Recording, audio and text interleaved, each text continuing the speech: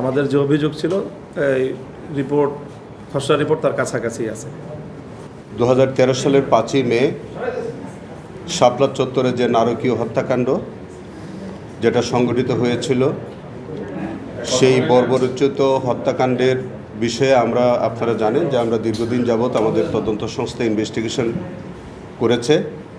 Investigation শেষে chief প্রসিকিউটরের কার্যালয়ে একটা খসড়া রিপোর্ট তারা সাবমিট করেছে।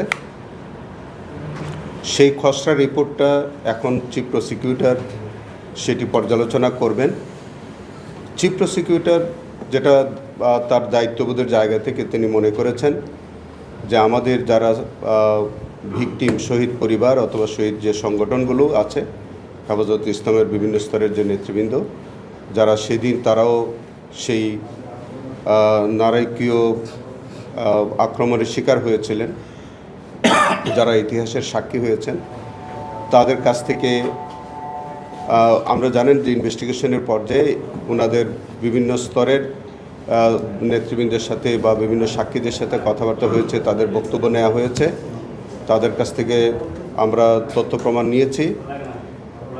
সত্ত্বেও আমাদের কাছে যে রিপোর্টটি সাবমিট করা হয়েছে সেই রিপোর্টের উপরে আর কোনো বক্তব্য আছে কিনা ওনাদের, এবং আর কোনো পরামর্শ অথবা কোনো ধরনের সংযোজন বিযোজন সব কিছু নিয়ে আমরা মনে করেছি যে যাতে একটি সঠিক তদন্ত রিপোর্ট সাবমিট হয়, যাতে একটা স্বচ্ছ বিচার হয় এবং প্রকৃত আসামি যারা তারা যাতে বিচারের সম্মুখীন হয়, সেই কারণেই আমরা ওনাদেরকে আজকে আমরা সালাম জানিয়েছিলাম।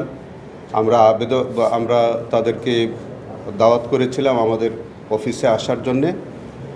তারা এসছেন, আমাদের তদন্ত সংস্থার কর্মকর্তারা যেমন এসছেন, আমাদের হেফাজতে ইসলামের বিভিন্ন স্তরের কর্মকর্তাগণ তারা এসছেন, এবং সেই জায়গা থেকে আজকে আমাদের কাছে যে রিপোর্টটি সেটা খসড়া রিপোর্টটি আমরা পর্যালোচনা করে দেখছি। হয়তো শিগগির আমাদের কাছে পূর্ণাঙ্গ রিপোর্ট আসবে এবং সেই রিপোর্ট আসার পরে আপনারা জেনে থাকবেন যে সেখানে আমি বাদী হয়ে একটা ফর্মাল চার্জ দাখিল করব এবং স্বাভাবিকভাবে বিচার প্রক্রিয়া শুরু হবে।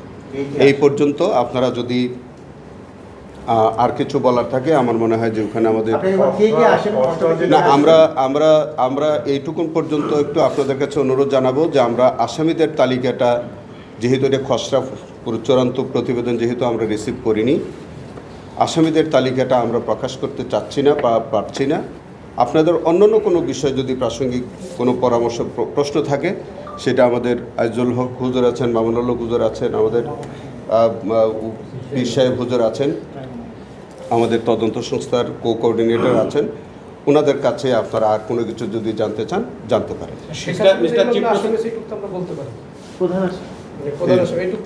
কি বলছেন, মানে তালিকাটা পুরো না বললে উল্লেখযোগ্য সেটা বলতে পারেন।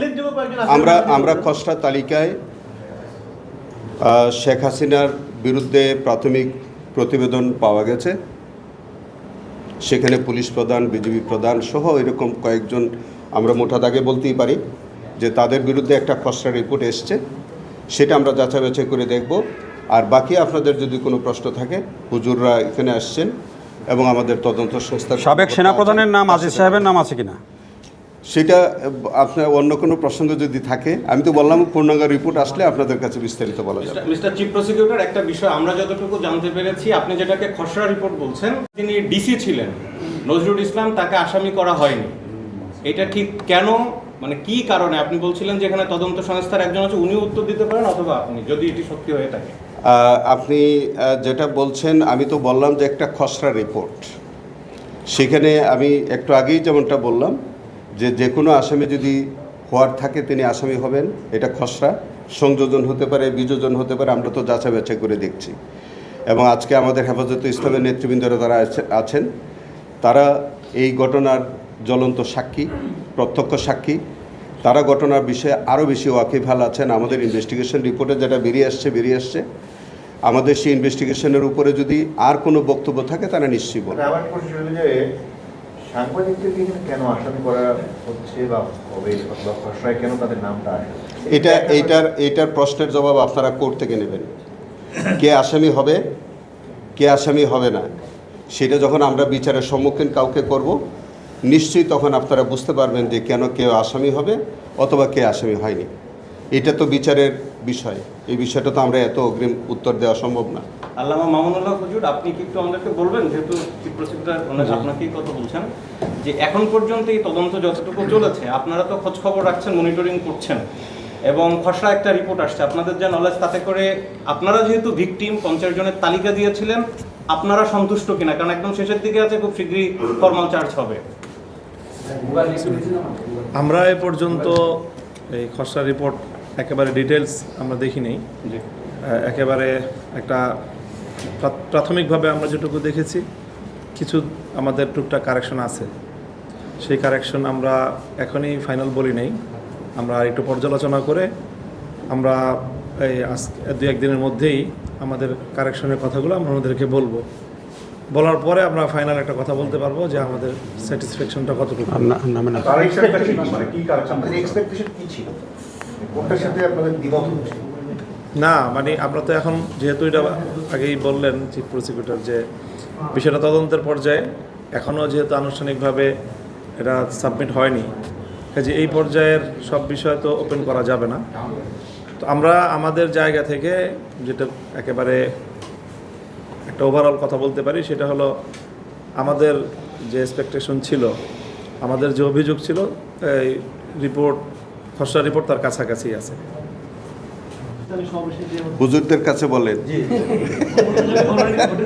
হ্যাঁ? কোথায়?